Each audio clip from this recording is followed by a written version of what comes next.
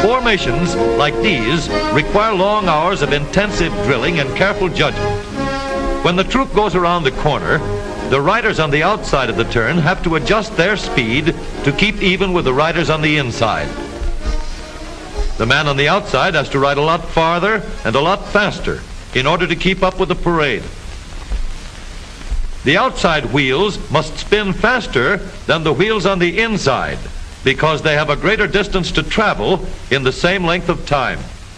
When a wagon turns a corner, the wheels can travel at different speeds because each one can turn freely on the axles. And in the early automobiles, the rear wheels turned separately and only one wheel was connected to the engine. But when only one wheel was driven by the engine, it had to do all the work, and it couldn't get a good enough grip on the road to do its job properly. So the one-wheel drive was soon out of date. But if two wheels are locked on an axle so that they are not free to turn separately, one or the other has to slide. So engineers had to find a way to connect both rear wheels to the engine without sliding and slipping on turns. The device which makes this possible is a part of the rear axle. It is called the differential because it can drive the rear wheels at different speeds. The differential looks complicated, but once we understand its principle, it is amazingly simple. These two wheels are mounted on separate axles and supported by a frame so that they can revolve freely at different speeds.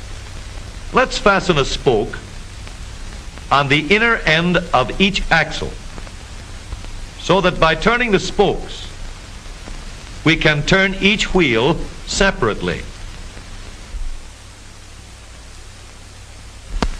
With a bar or crosspiece, we can turn both wheels in the same direction at the same rate of speed. Let's get something to hold this bar in place so that it will press against the spokes. Notice that this support is not locked to the axle. It turns freely. Now we can spin the wheels by rotating the support. This is fine as long as both wheels are able to turn at the same speed. But let's see what happens when we go around the corner. With this arrangement, we cannot drive one wheel faster than the other. And if we stop one wheel, the other wheel won't budge. Let's put this bar on a pivot so that it can swing in either direction.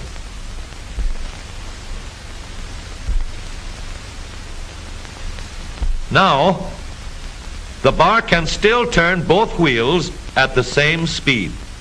And because it pivots, it lets one wheel turn even when the other is stopped.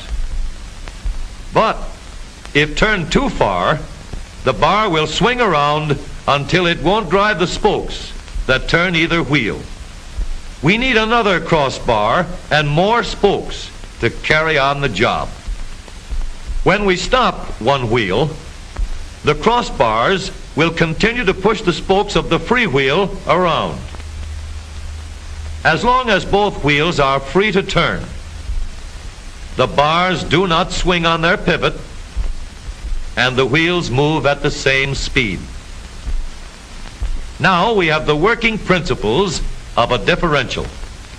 To adapt the model for use in an automobile, we will have to make a few changes. In order to reduce the jerky action caused by wide spaces between the spokes, we will put in more spokes. Further filling in the spaces between the spokes gives steadier, more continuous action, and changing the shape gives firm, constant contact. Now we can make the gears thicker and stronger, and we have differential gears. The edges are cut so that they will fit together more smoothly and silently. And another gear is added to share the work of driving the axles. The principle is the same.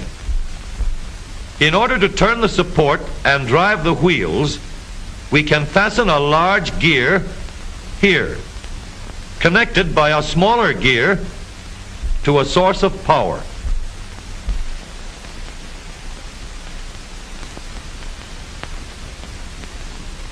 Notice that the power is connected to the differential at the center line. We can make our model more compact by moving the gears closer together. When we put our differential in an automobile, we have to leave room for the drive shaft, which carries the power from the engine. We may build the floor of the car above the drive shaft. But if we do, we won't have much room inside unless we make the top of the car high too. Of course, we could lower the floor and ceiling, but the drive shaft would be higher than the floor. This would have disadvantages.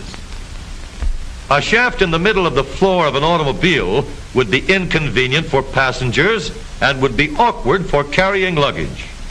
Today, engineers have found a way to make the car roomier and closer to the road without a clumsy shaft above the floor. The drive shaft from the engine to the differential is lowered out of the way, and the drive shaft is connected to the rear axle at the bottom.